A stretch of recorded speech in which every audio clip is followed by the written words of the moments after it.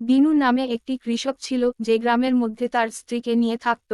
দিনু মাঠে কাজ করে তার ঘর চালাতো, কিন্তু ঘর চালানো তার জন্য ভীষণ কষ্ট হয়ে যেত। ঘরের মধ্যে কোন জিনিস খাবার আনতে পারত না, কারণ সে যাই ইনকাম করত তা দিয়ে দুজনে খেয়ে থাকার কোন ক্ষমতা নেই।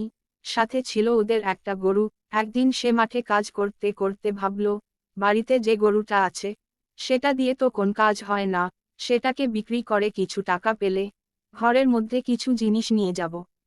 তাই করল, সে বাজারে গরুটাকে নিয়ে গিয়ে এক দোকানদারের কাছে গরুটাকে বিক্রি করে দিল আর তার বিনিময়ে পেল কিছু টাকা।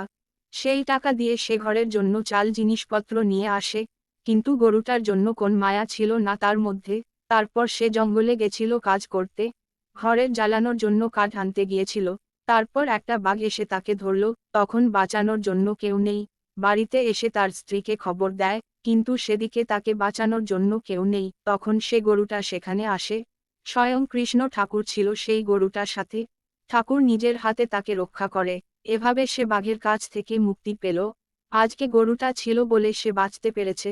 তাই কাউকে কখনো অবহেলা করতে নেই।